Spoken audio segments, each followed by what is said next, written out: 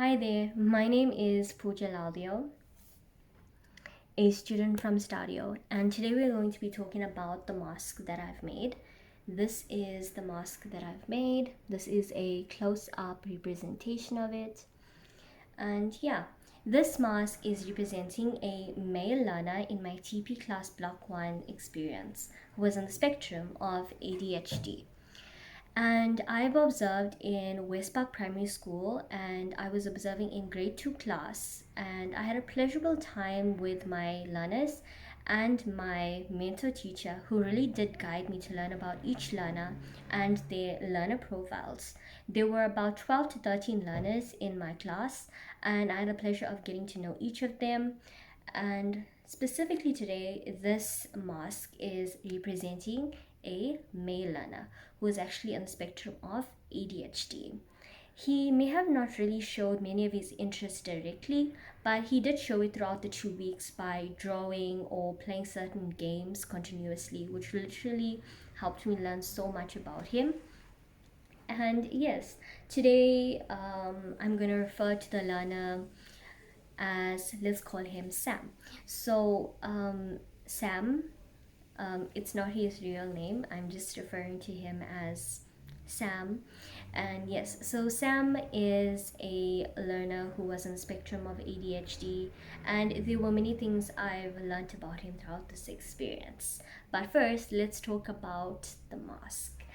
This mask is painted in various colors from different shades, but specifically from yellow to orange, which represents colors of ADHD awareness. There were many pieces added to the mask that reflect the child and his interests. For example, he loved superheroes, specifically Marvel superheroes. So I added the Marvel logo in silver to the mask. Also, the 3D Legos are distributed around the left side of the mask, which emphasizes the activities that he really did enjoy doing the most. This activity was effective during maths lessons and for them to improve in their motor sensory skills, as I was told by my mentor teacher.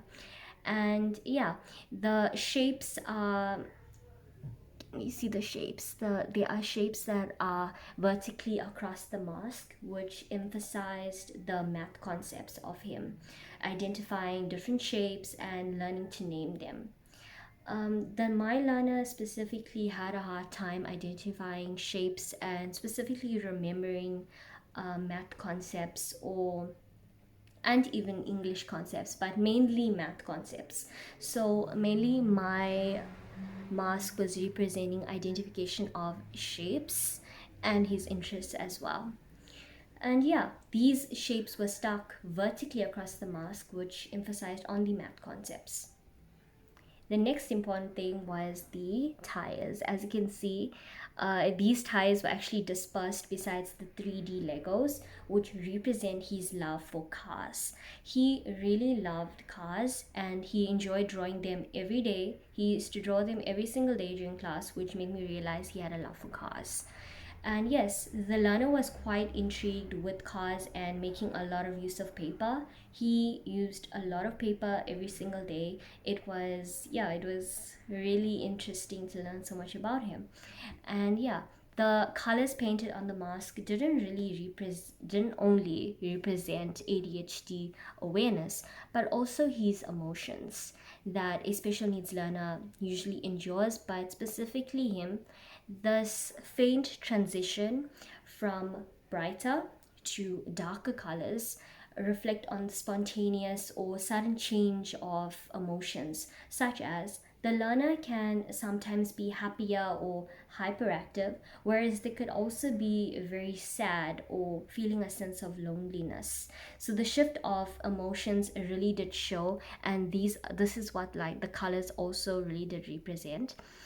And yeah, this is what the colors represent so far.